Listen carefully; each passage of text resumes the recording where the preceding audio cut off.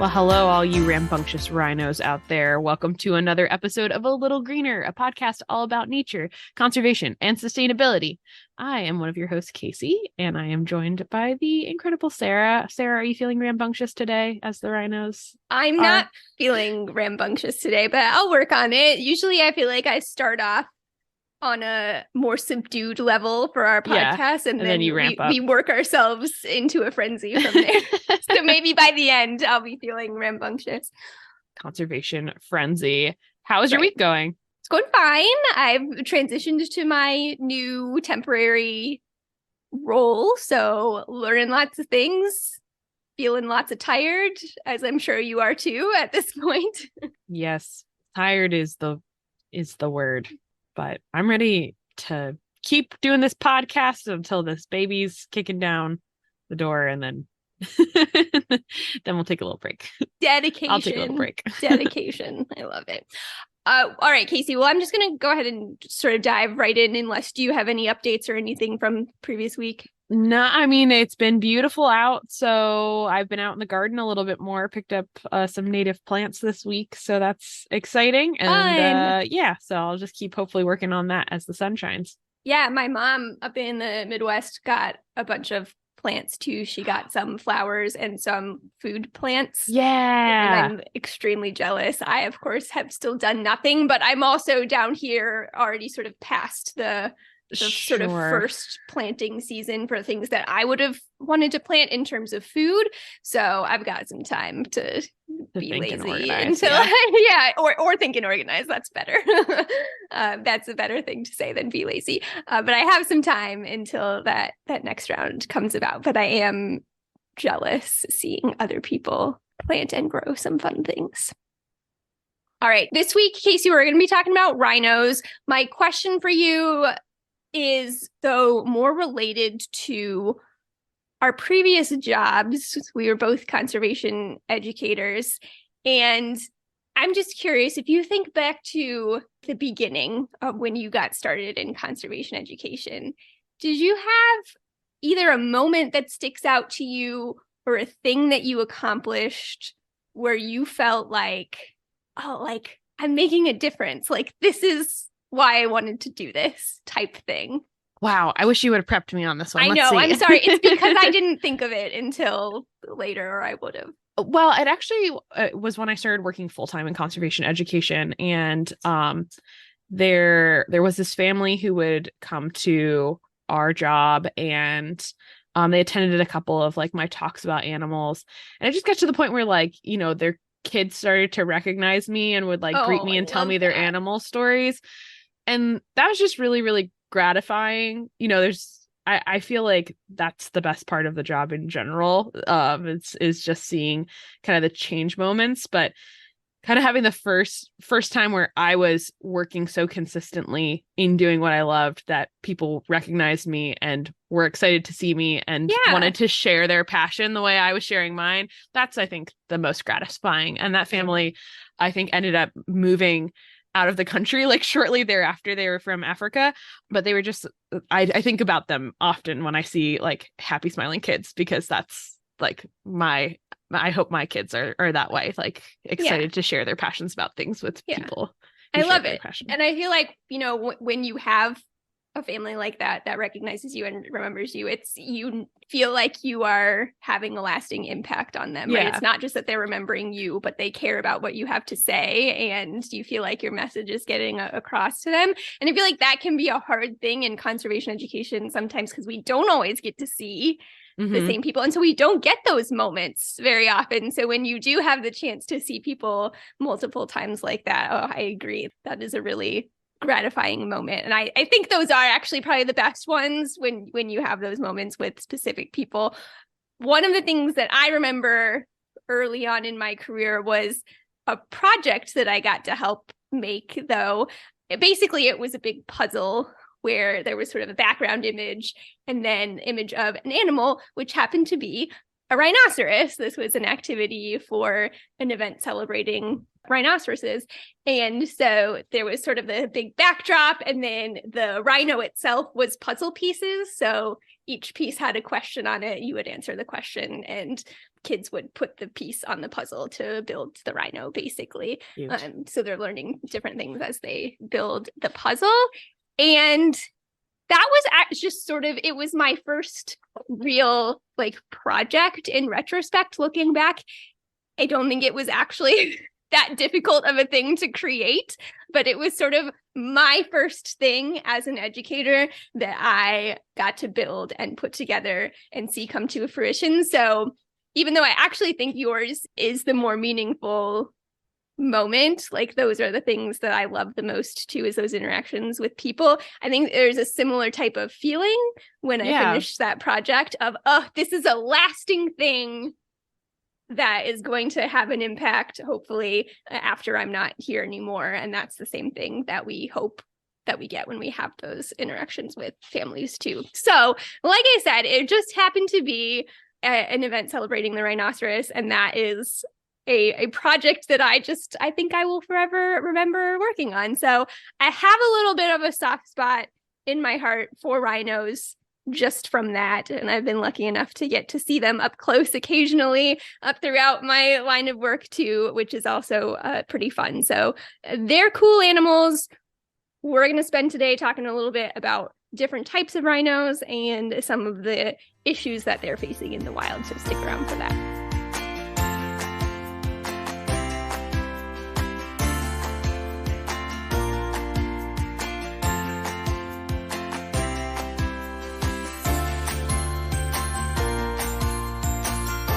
All right, everyone, welcome to our discussion on rhinos. This episode was brought to you by listener request, although I did kind of wait specifically until this time of year to talk about it, because if you follow animal or conservation groups on the internet, or if you have people on your social media feeds who do, in the past week or so, you may have noticed a little bit of an uptick in rhinoceros content because we just passed the 5th of May, and that has sort of become a little bit of an unofficial day to celebrate and raise awareness for rhinos, the 5th day of the 5th month, to recognize the 5 species of rhino. Casey, we have talked in the past about animals like the red panda, for example, that have kind of gotten a popularity boost from sort of mainstream culture. I feel like maybe the same is true with rhinos a little bit. Those Save the Chubby Unicorn t-shirts and things like that. Yeah, I'm not sure if that's like specific to us because we've worked in conservation organizations and that became like something you'd find in the gift shop. But yeah, the chubby unicorns is a fun moniker for them for sure.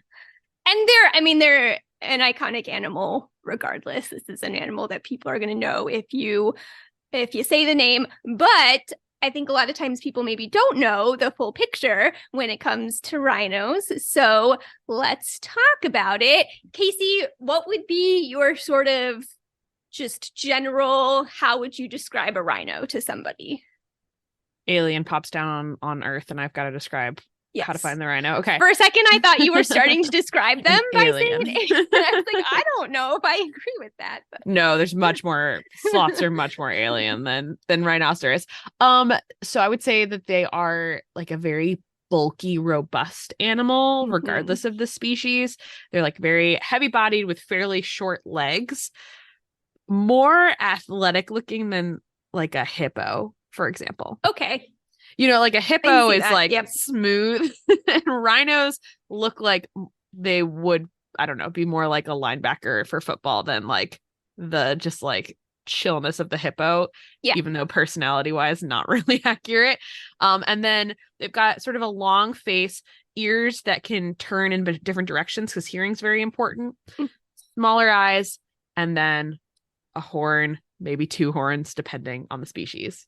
Beautiful. Gosh, as always, a much better description than I would have given. But yeah, I think that's a pretty good general overall depiction covering the 5 species that we're going to talk about, although there are some fairly substantial differences between those 5 species. So these are large animals. They are the second largest land animals after elephants.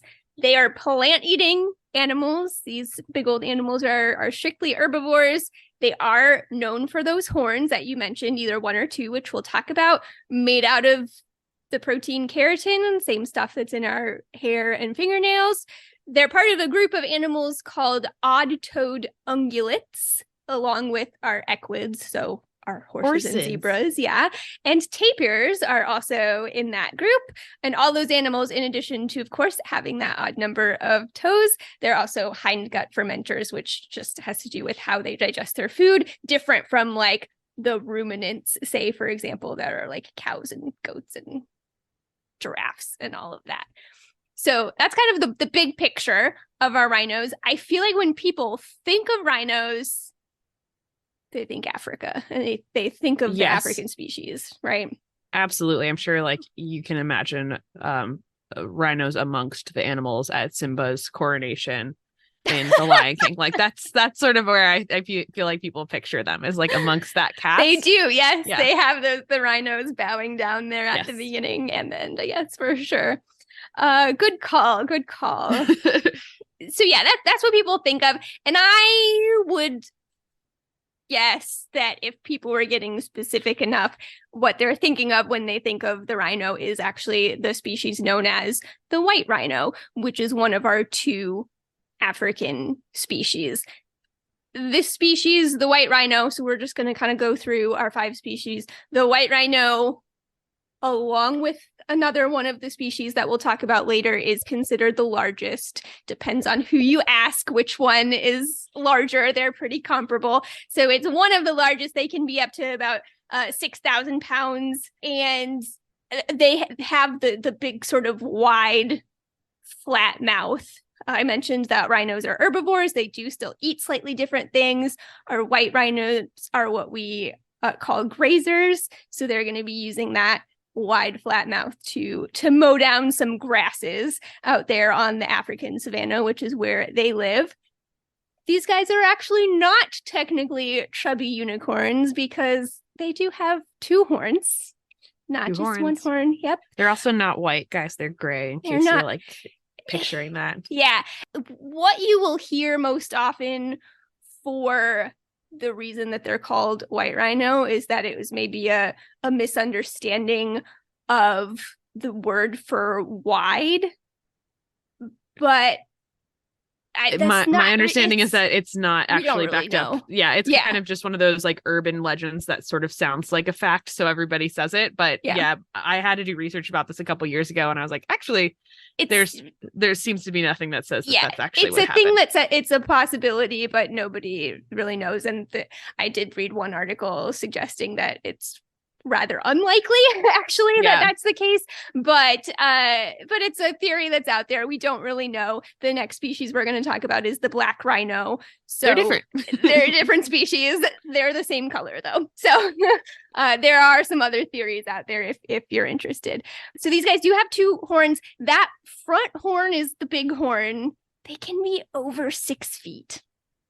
That's crazy. I've never seen a rhino with a horn that long, but I have seen some pretty gnarly ones, like some pretty long horns.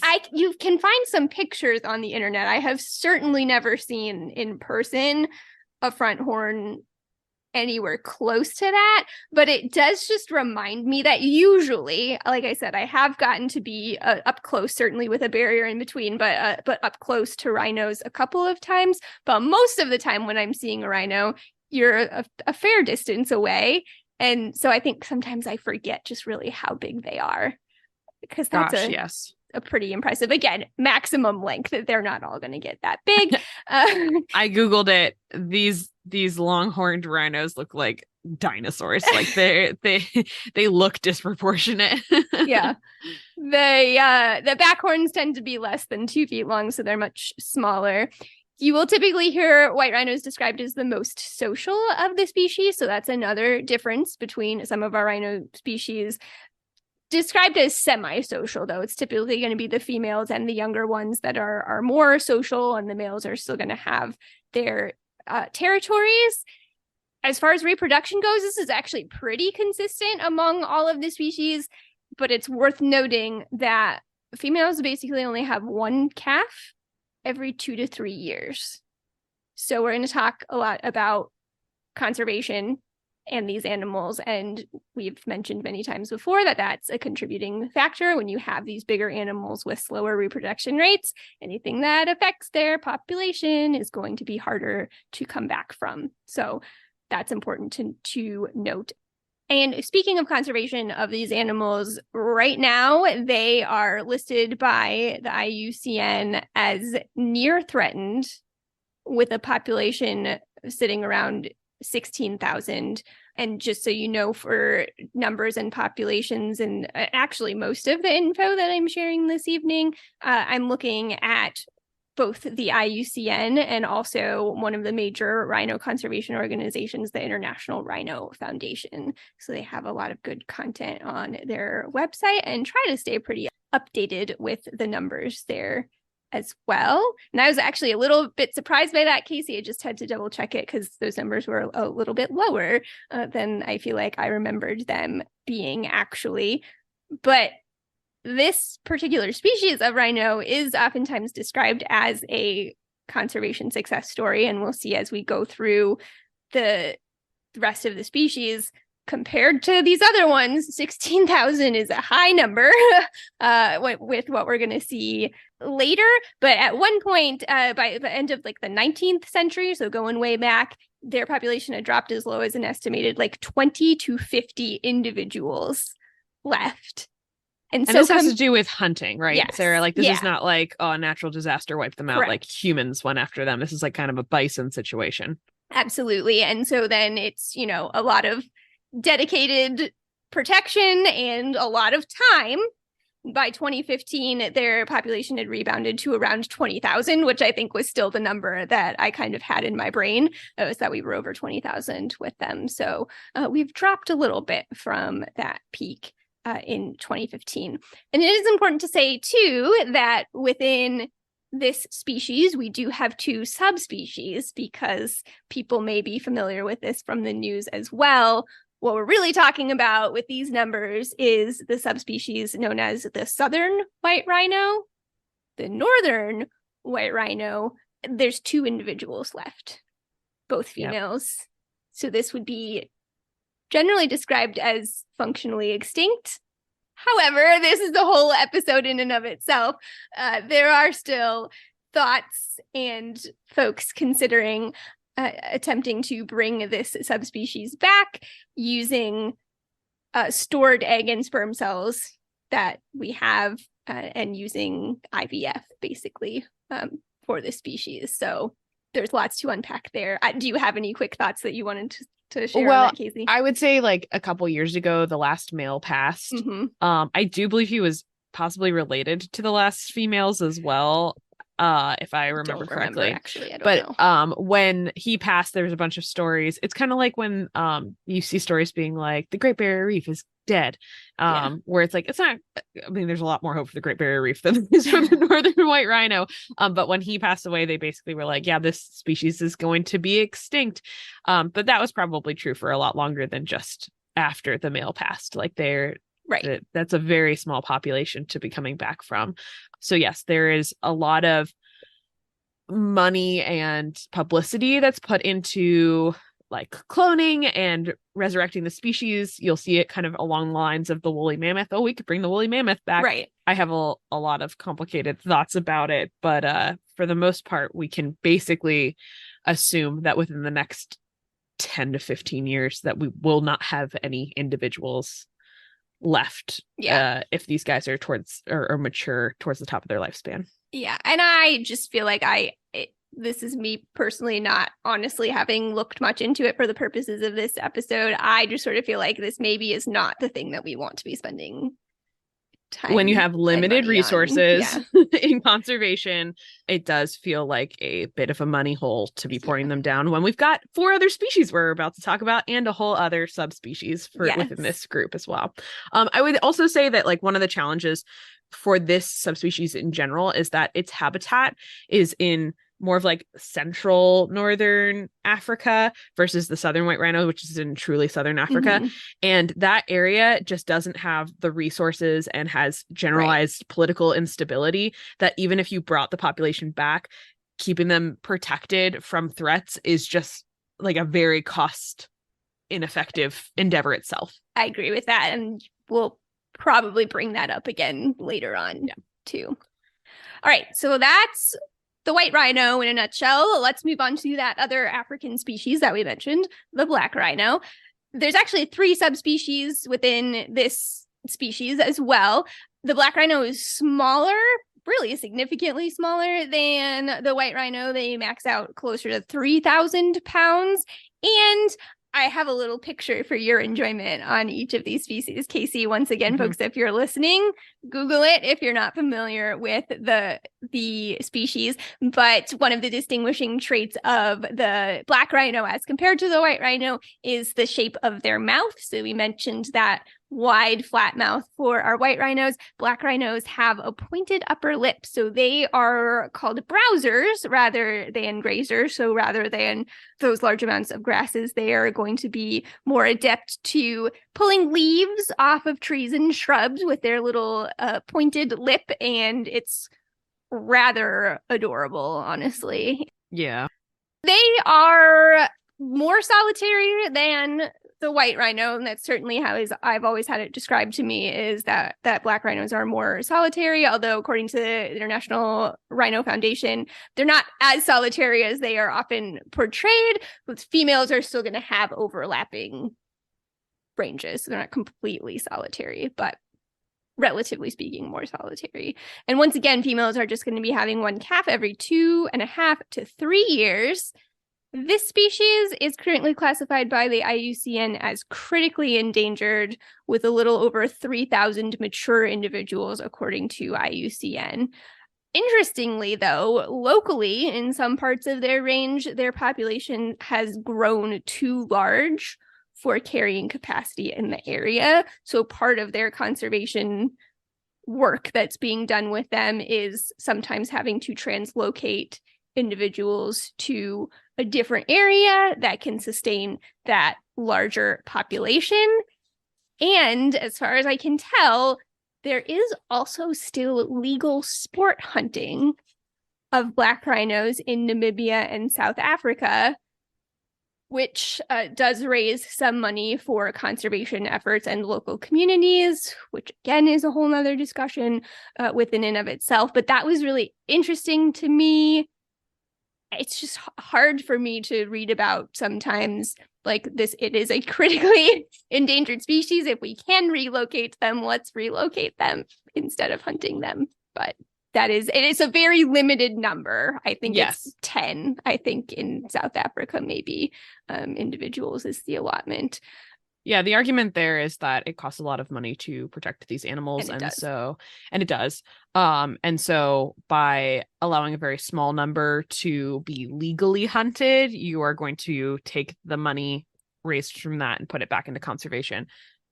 I think that is still an ethical, interesting zone. Yes. But also, I'm not the one needing to raise money for rhino conservation or living near rhino land. So yeah, it does seem to raise a lot of money. Again, I don't want to speak too heavily on it because I didn't research it in depth enough to comment.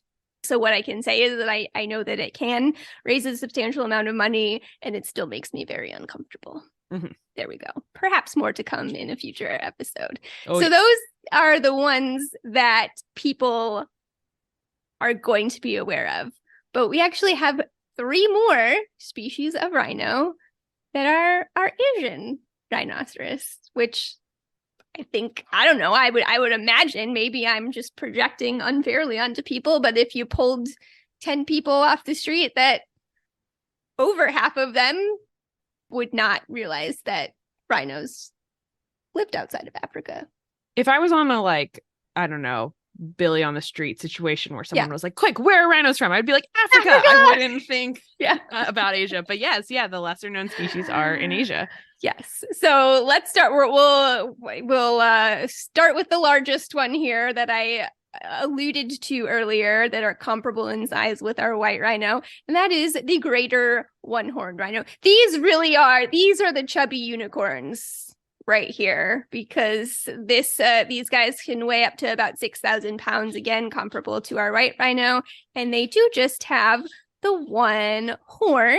They are found in grasslands and wetlands in India and Nepal, and are also, like the white rhinos, considered a conservation success story, once numbering at less than 100 due to sport hunting, again, and also habitat conversion, so a lot of loss of land to agricultural lands. And now the species numbers at over 4,000. Something interesting that came up about this species, though, too, obviously we're going to be talking about poaching. We've already mentioned hunting several times.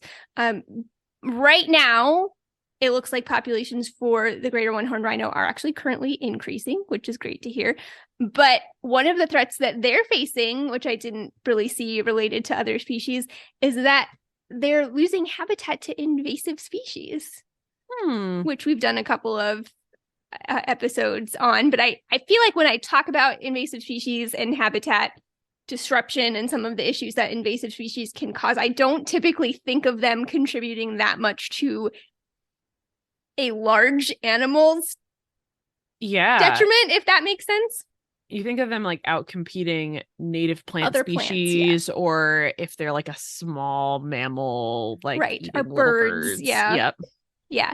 So, and again, how much of a threat this currently is to the species, maybe that's debatable. Like I said, right now their populations are currently increasing. But again, according to IUCN, the species is inherently at risk because over 70% of its population occurs at a single site in a particular that's a problem. national park. Yeah, we've talked about that before, the dangers of sort of isolated populations. The area that they're in is subject to poaching, human wildlife conflict around them as well. And so this sort of invasive species perhaps taking over their habitat is, it's just one more thing, just piling it on that can make it tough for them. I also just want to say too, and I think maybe I was going to mention this later, but I'll say it here. Poaching just feels like it is the swinging axe over this whole thing. Like, even for these species that are not currently in decline, or species that are doing have been doing worse and rebounded, it just feels like everything is always based on how bad the threat of poaching currently is.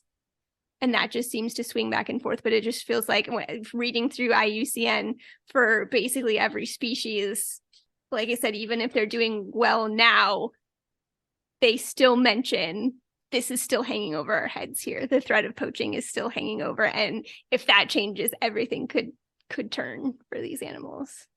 Yeah, I think of like Mad-Eye Moody in Harry Potter, where he's like constant vigilance. Exactly. And that is extremely necessary. Even if it's not happening at this moment, you feel like the other foot is always about to drop, and be like, when you're talking, but you're also playing with very small numbers. When we're talking about populations that are in the thousands rather than the like hundreds of thousands, when you kill a couple hundred animals a year, that has a bigger population dent. Like it truly is, one year to the next could swing the pendulum right either way. I just used a lot of mixed metaphors, but yes. I'm following you. All right, so for whatever that's worth, there it is. Just it is a thing that just we constantly need to keep in mind with these animals. Casey, correct me if I'm wrong, if I'm misremembering. Greater one-horned rhinos, you might have the potential to see at a zoological institution in the United States, right? There's some zoos that have them. I put my hand inside a mouth of look at you, rhino. So I know they have them, for example, at the Wilds, which is a conservation facility, kind of safari zoo experience in Ohio. And yes, so there is a breeding population. You definitely see a lot more of the white rhinos in at least U.S. human care. But yes, you could potentially see one around. So depending on where you're listening from, you may be like, oh my gosh, what is she talking about? Of course we know about the greater one. Right. So that you can find them at a zoo, which cool. If you've got one nearby, you go check it out. these last couple of species that we're going to talk about, you will not see in a zoo. You will not see if you travel to their country of origin. You're not going to see them. So the first is the Javan rhino. And I should have mentioned this with the greater one-horn rhino. In addition to their one horn and their large size, I feel like the distinguishing thing about the greater one-horn rhino is that they really look like they're wearing armor to me. Like they have those sort of really big, distinctive skin folds, that almost just look like plates of armor. And the Javan rhino has that too, perhaps even more distinctively. Yes. And almost like pebbling, it almost like on some of the folds. So it really does feel like if you had a D&D character wearing armor, that they would have like a similar sort of like armor texture. Yeah. So these animals are up to about 5,000 pounds, so a little smaller than our greater one horns. Once again, only one horn, so also little chubby unicorns. Smaller horns too. I was reading for the males, it's only up to about 10 inches long, and smaller or non-existent on the females, which made me wonder if they were perhaps less susceptible to poaching, but guess not so much. Nah. Still a threat for them. Their diet is pretty varied. They are browsers as well, like we talked about with our black rhino, but they have a really varied diet of over like 300 known species of plants that these guys will eat. They are also a solitary animal. They are also only found in one place, one population in Indonesia, with a population of an estimated 76 individuals. Oh. So this is one of the most endangered species that you are going to hear about. 76 individuals. The good news, I guess, relatively speaking, is that right now the population is considered stable with a birth every year. And to be honest, I don't know if that is up to and including, I don't know how far up exactly that's going. But since 2012, they've had a pretty good string of births. So that's good. Like we talked about, slow birth rate. If you're not seeing births, we know we're going to be in trouble. 76 is a really low number, but we've seen our greater one horns. We've seen our white rhinos come back from low numbers. So if we can get good protection, if we can get good reproduction going, that's a positive thing. Their long-term decline to this number of 76, once again, is likely largely due to poaching. Now we're more concerned about, I shouldn't say more concerned. Right now, we are also very concerned about available habitat. Once again, we're dealing with that one population issue, making them really vulnerable. But unlike, say, what we were talking about with the black rhino of being able to translocate animals, right? Where else do we put these animals? There again, this is the Javan rhino.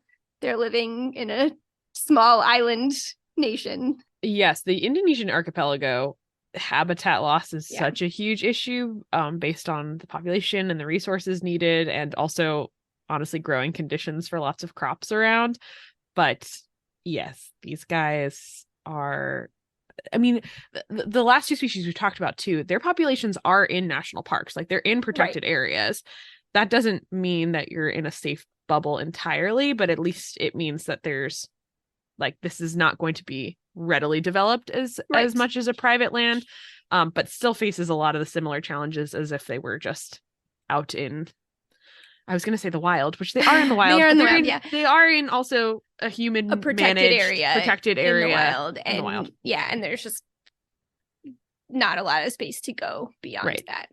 So that's a challenge for them. But I'm choosing to hold on to the positive right now that at least currently it seems like their population is stable. So that's better than going in the other direction. One more species left. Casey, do you have a favorite rhino species? I don't. I like fuzzy things. So I mean, the Sumatran rhino that's coming up. I can't say it's my favorite because honestly, I don't know enough about it to like make a case other than that aesthetically it's very I was cute. gonna say, I'm showing you the picture. How much more info do you need? This is definitely my favorite species of rhino. It's just so distinct from the other ones. They're the smallest. They're only like up to 2,000 pounds, which I know 2,000 pounds is big, but not when you're comparing it to 6,000 pounds. It's a little fuzzy rhino. It is. And I do want to say you will not find them in zoos in the US. You will not find them. But you could up until 2015. Yes. Cincinnati Zoo had a breeding program for Sumatran rhinos. Yes. Are we going to get to that? We are going to get to ahead? that. Okay, yes. cool. Yes, but no, that's a great point. Yes, so you won't see them anymore in zoos, but some of you may have been fortunate enough. I do not recall getting to see them, which bummer. Is a bummer. Yeah, but they are dang cute, and that we're talking about it, but they are hairy. They are actually the hairy rhinoceros is another name that you will hear for these animals. Look them up if you've never seen one. I feel like an exceptionally hairy photo to show you there, but they're small and hairy, and I think that just makes them more adorable to me. There's less than 50 of them left. So we're looking at, I think the most current estimates are anywhere from 34 to 46 individuals. And here's where, so we've been talking about the risks of having one isolated population, right? Anything that rips through disease, natural disaster, whatever, could just entirely decimate that one population. So we don't want one, especially one small population, but we also don't want a whole bunch of teeny tiny populations that can't access each other. And that's kind of the situation that we have going on with the Sumatran rhino. Even when they are well protected from poaching, having such a small population, fragmented population, these animals aren't going to be able to find each other to breed. You can't reproduce if you can't find each other. They're not. And my understanding about rhino reproduction is that basically it's a use it or lose it situation for the females. Like it becomes more challenging if they haven't had access to a male for many, many years for them to then conceive another baby. So like time is of the essence. It's not just like find a lady and find a male and pop them together. That's actually really interesting. I didn't come across that, but there definitely have been challenges with reproduction for these. So in terms of Sumatran rhinos in particular, at this point, human intervention is a necessity. So we have to help manage these animals. So there is actually a Sumatran rhino sanctuary in Indonesia. This is cooperation between the Indonesian government, NGOs, both in Indonesia and around the world, including the International Rhino Foundation. So they built this. It's a 250-acre sanctuary that was built back in 1996. It got expanded in 2019, and I think there's plans to have a couple more. So in that time, since 1996, 3 calves have been born at the reserve. And 3 calves, exciting. Each one is very exciting, but 3 calves since 1996. There was 1 female born last year to a first-time mom, also very exciting, after 8 lost pregnancies by this female. So obviously we've got more to learn. And, I don't know how much is, what you were just talking about, Casey, but reproduction is a struggle for them, even in managed care. Another cool thing about the birth, though, of this, and I couldn't see in what I was looking at a name for this little calf that was born last year, but her mom's name is Rosa, and her father is a rhino called Undatu, who was the first calf ever born at the sanctuary. So I thought that was really cool that a rhino that was born at the sanctuary is now father to another little calf. So that's, to me, feels like a really good sign of progress. And I guess maybe I didn't put it in here, Casey, so I'm glad you brought it up earlier, but a couple of the rhinos at this sanctuary came over from the Cincinnati Zoo. So you can actually go on I believe it's the International Rhino Foundation's website, or there may be a separate website for the sanctuary. Either way, I'll link to it in the show notes, but you can actually go on and read the profiles of each of the individual rhinos. I think there's 9 now, including this calf that was just born, and you can read about them on the website. And so that is, I think a cool and important thing that the zoo did in sending those rhinos over to the sanctuary. Help make some babies. We need some rhino babies out there, not just because they're adorable. Let's talk a little bit, kind of summarize the threats and the solutions that we're dealing with here. Obviously, Sumatran rhinos, there is a plan. And again, cooperation with the Indonesian government. Everybody's working together to protect these animals. There are dedicated rhino protection units on the ground, folks whose job it is to specifically keep these animals safe from poachers. And then obviously you've got the care teams and the folks that are working to help get these babies born, and all of those things going on with the Sumatran rhino. But for every species, poaching remains a huge issue. And like I was saying, even when it's not the current biggest threat for a species, it still just sort of feels like everything else hangs on it, and our ability to keep it from not returning to being the biggest threat for that species. For example, IUCN actually says on their website that the reason that they currently assess the white rhino as near threatened rather than least concern continues to be the continued and high poaching threat and illegal demand for horn, in particular Southeast Asia, increased involvement of organized international criminal syndicates in rhino poaching, and protection efforts depend on significant range state expenditure and effort. And if these were to decline, rampant poaching could seriously threaten numbers well in excess of 30% over 3 generations, which is one of the criteria that they use to make their population assessments. So basically, poaching is expensive to stop, and if we stop being able to protect them, their fear is that those numbers would just decline extremely rapidly.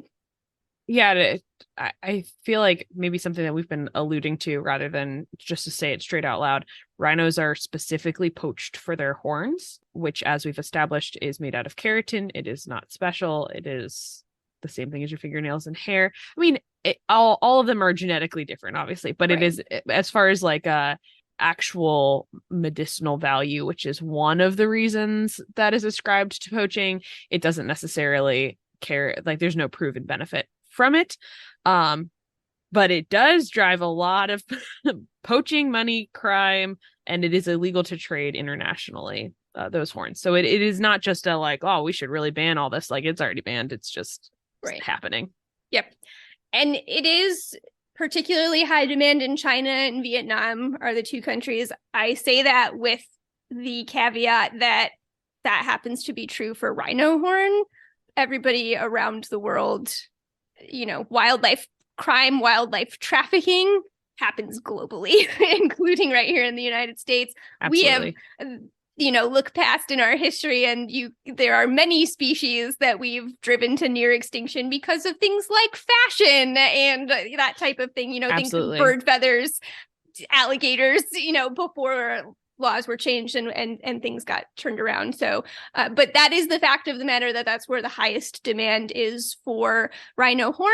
And it is in part for this perceived medicinal use, which, as you said, there is no evidence to back up. And it has also become a status symbol as well, in particular for the wealthy, to have rhino horn. And it's interesting, I couldn't find a lot of stats in terms of how much of each one of those is kind of driving demand, but those are definitely noted as the 2 biggest driving factors. And so it's hard. Let's talk about kind of control and what's being done. Obviously, you mentioned this is already illegal to trade internationally. So we have protection, we have laws in place, we have protected areas for these animals. And in some cases, we have those dedicated rhino protection units, anti-poaching units. All of this requires government support. all of this requires a lot of money. And you've just talked about two of the major places where they are in demand are not their range states. So Right. It is coming from places that are not necessarily like experiencing not any sort of, but there's an economical factor that the places that need to protect them are also not the places where the horn is going. Right. And so I would say those are probably kind of the traditional things that are done, right? We're making our laws, we're establishing protected areas, we're getting boots on the ground. We are seeing other things try to come into this argument as well. Things that I remember hearing about in the past are, well, let's just dehorn the rhinos. Mm-hmm. It's not like an elephant where, we would have to, you can't take out an elephant's tusk, you know what I mean? Like, we still have to anesthetize the rhinos, but we can basically just take off the bulk of the rhino horn. There's a lot to me. I mean, maybe you first hear that and you're like, oh yeah, like that's a creative solution. But there's a lot of question marks around that sort of immediately make it not feasible. First of all, this would have to be done every 12 to 24 months because you're not taking off the full horn. You can't do that. It's a fingernail sort of situation. Yeah. It's going to grow back. And so in order to keep that horn debulked, this would have to be a repeated process. There's stress on the animal. There's the number of animals that you'd be doing this to. It's also very expensive. Yeah. What then do you do with that horn? Yeah. I mean, there are programs that grind them down into dust basically to make them unvaluable. And then there's also the idea that you can stockpile them. Yeah, I feel like to me, there's still just the danger of that horn making it out into the system, if you will, I guess, because I think it is ground a lot of times too. I think sometimes it does get ground, and like it's rhino horn powder is what gets used medicinally in pills. Yeah. So, but as far as like trading, a lot of times, sure. It's the horn itself. No, I get it. Yeah. And the other thing is that those poachers may still kill an animal. Like if you were a poacher and you tracked a rhino only to find that rhino and discover that it had the bulk of its horn taken off, you might just kill it anyway. And there is some evidence out there that dehorning rhinos would not be effective just in part for that reason, that they're going to get killed anyway.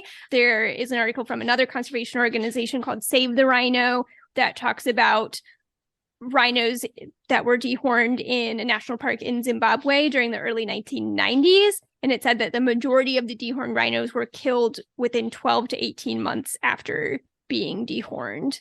Yeah, rhino horn is so insanely valuable that if you were going to kill obviously you want to kill a rhino that has a bigger horn if you're a poacher trying to make your most money, but also you can still make money off of a little bit of horn. Right. So the studies I did find about black rhinos is that, I mean, rhinos have their horn to help protect themselves from predators. They use them to socialize and combat, but they didn't find any sort of impact on quality of life for black rhinos that were dehorned. So from a rhino's perspective, that's good. I guess. Yeah. It does seem interesting to me, though, that an animal that could have, I guess not the black rhino specifically, but if some species of rhinos can have up to 6 foot long horns, sure, that it feels like it's got to make some sort of a difference if you just take them away too. So, but the long and the short of it is this seems like a very labor and cost heavy solution that clearly does not eliminate the need for anti-poaching protection still. So I feel like that can be really eliminated in my mind, honestly, as even part of the solution. Casey, did you hear about or have you come across to anything about dyeing rhino horns? I've heard about dyeing rhino horns a little bit, and also the creation of synthetic rhino horn to flood the market. Yeah, and I didn't even go into that too much. Yeah, so there is work on creating synthetic rhino horn, which you could go into some pros and cons of that. It feels to me, the reading that I did on that is that there is still just debate that people don't know how it will affect the market, whether it would make it sort of too common and therefore less valuable, or whether it would just keep ramping up that demand and make the problem even worse. But there's also things to consider, like if you've got synthetic rhino horn that is that good, how are you going to sort through the legalities of that? What are TSA agents or whatever at the border is going to do? How are they going to be able to distinguish synthetic from real? If the people who are very highly invested in making sure they have real rhino horn can't tell the difference, then what's the regulating mechanism on that one? Right. So that it seems tough to me, although potentially still part of the solution. But the dyeing and or devaluing, that's really what the dyeing was getting at. There are some articles that you can pull up that show like rhinos with neon pink horns that are so fairly clearly photoshopped, it's not even funny. That's not what we're talking about when we talk about dyeing, but they were talking about infusing dye into the horn as part of devaluing it to make it not worth it for folks who are maybe wanting it as a status symbol, but also potentially rendering it useless for medicinal purposes or for intended medicinal purposes. But also some of the things that I was reading that went along with that were talking about infusing the horns with like a poison, basically. I'm forgetting actually. Oh my. not so you're like, oh, it wouldn't kill a person, but in low doses it would make them sick. And so what they were talking about doing is having this done to rhinos in certain areas. So this might be done on a rhino who lives on privately owned land, for example, which, Casey, you and I were chatting about this before the episode. Potentially as much as over half of rhinos in Africa do live on private or community lands, which does not necessarily mean the rhinos are privately owned. Different countries have different laws and regulations about whether you can own rhinos as a private owner or whether you are sort of a steward or a custodian of those rhinos that are on your land. Anyway, this was talking about rhinos in a certain place that were then protected, and signage was put up basically saying that this has been done to the rhino horn. So it's basically like poachers beware. This rhino horn is worthless to you, which that part of it was kind of interesting to me. I cannot get behind poisoning anybody. I think that there is a bias in the US to be like, people believe this thing. Guys, how many fad diets have you or someone have been on who promises that just like drinking just celery juice, or like the powers of essential oils being exaggerated beyond bounds? Can you imagine if that person in your life got poisoned? Yeah. It just sounds so horrible. Like it's just such a horrible thought to me. And like, again, I doubt that we would see the sort of impact at scale that they would want to deter poaching entirely from rhinos. But I like the idea. It's creative. Sort of a bluffing about it. Sure. If you just sort of started saying, like, putting up signs everywhere, like, this rhino horn will make you sick. Like, I wonder what kind of effect that would have if we just started seeing that signage. I've always been like, I don't need a home security system. I just need the sign in my window that says, yeah. I think you need like an Oprah or equivalent person to like tell you about the dangers to get it to like the masses, rather than your local poacher being like, I couldn't bring home some rhino horn because it was poisoned. Yeah, so I can't get behind that. I'll have links in the show notes if you're curious about reading more about these things. There is maybe something there to be said for if there was something that we could do to just devalue a horn. I don't know what I have no logical way that could work, but I do like the idea of finding a way to devalue it. And then of course there are awareness campaigns like that. We are conservation educators. That has to be part of it. and conservation organizations have been working to reduce demand through awareness and education. I wish that I could have found more specifics. Because I feel like I remember in the recesses of my brain, I don't know if it was specifically related to rhino or if this was maybe ivory, that generationally the demand has decreased over the years. I couldn't find it. I couldn't find a lot of statistics. I think it's hard to get statistics with things like this sometimes because people aren't always going to be open about sharing. Yes. I mean, like, we're talking about something that's largely illegal in many parts of the world. I did mention like Oprah, Jackie Chan and Yao Ming have both been part of these awareness campaigns, which is basically Oprah in that context with trying to reduce trade for ivory and rhino horn and shark fin, which there's I would definitely want to look more into those studies of what we know about that.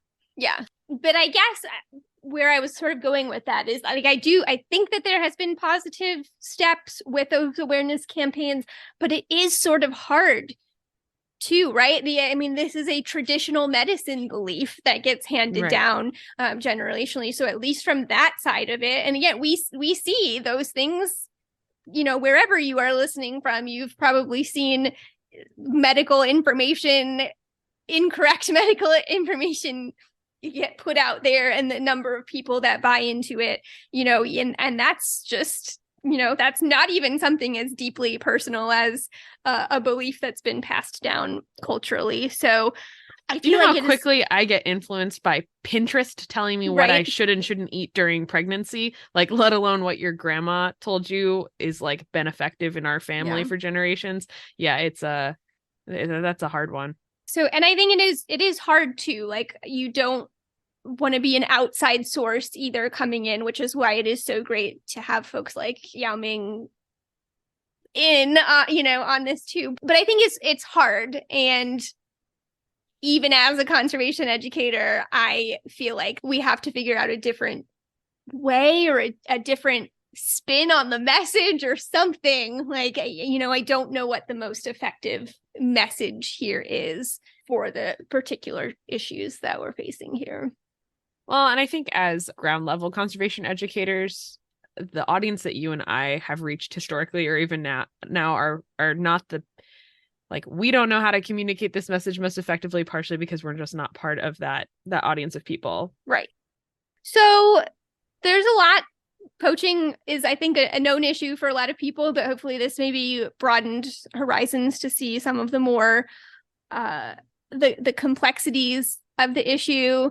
Hopefully maybe now you have some awareness of the other species that maybe you weren't familiar with and some of the things facing them. Casey, I realize now why I put things in the order that I did on this outline. I wanted to end with the positive and then I did things out of order. So now instead of ending on positive Sumatran rhino baby news, I'm ending with frustration on not knowing how to change minds out there. But just remember, yes, there are positive things happening. Do yourself a favor, look up a picture of that baby Sumatran rhino that was born at the reserve last year. And that, if nothing else, will lift your spirits. There are signs of hope within rhinos. Yes, we have these critically endangered species. We also have a couple of species that have been back from the brink. It's a different time. The issues aren't exactly the same. Habitat, almost even more than poaching, feels like the bigger issue to me with the success of bringing some of these species numbers back up. But I do think that there's some hopeful things to look for in the rhino world. Co-signed. Agree. All right. Stick around, folks. We will wrap things up and give you some challenges for the week after this.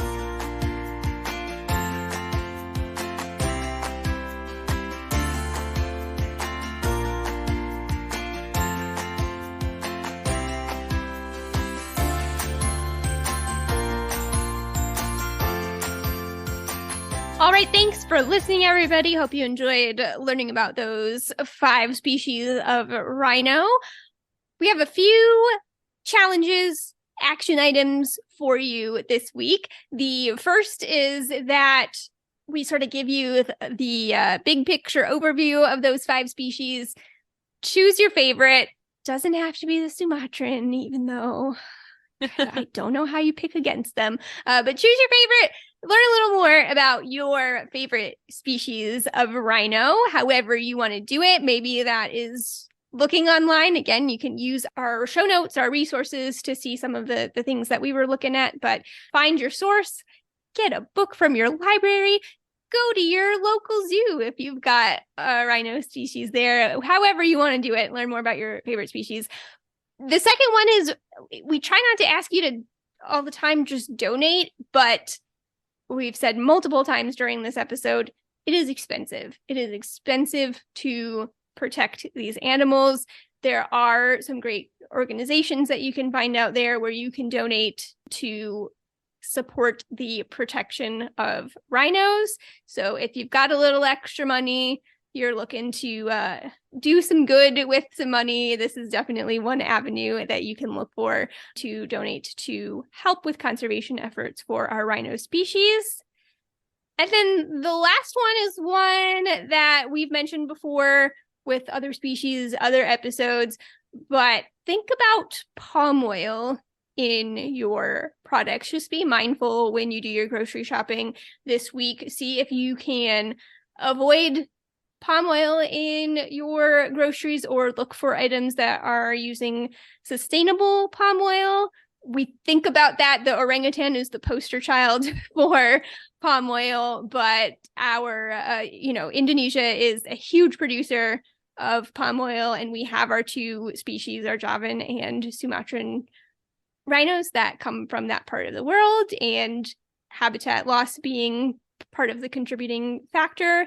Let's do what we can to help protect some habitats in that part of the world. Everything's interconnected, even though I think a lot of us are a little farther away from this particular looming threat for this species. We all kind of contribute in our own little way. So we can make a positive difference on this one. And thanks for talking about rhinos this week, Sarah. I think we're going to do a little bit of a tangent conversation next week too. So I look forward to potentially continuing talking about rhinos as well, so long as I don't have a baby. Yeah, that's important. Also, I mentioned at the beginning that this was an episode by request. I will come clean here and tell you that this episode was requested by my mother. And I will tell you that because it's going to come out on Mother's Day weekend. Oh, so happy Mother's Day, Mom. I'm sure this is exactly what you wanted. Gave you your episode on rhinos. I hope you enjoyed it. I hope all of you enjoyed it. If you have any questions, comments, feedback, suggestions for future episodes, you don't have to be related to me to get your episode out there. Please let us know. You can find us everywhere. We're on Facebook. You can find us at A Little Greener Podcast. We're on Instagram at A Little Greener Pod. We are on Twitter at A Greener Podcast, and you can send us an email at alittlegreenerpodcast@gmail.com. We are always happy to hear from you. Thanks, Sarah. Thanks, everybody, for listening. We'll talk to you next week. Bye.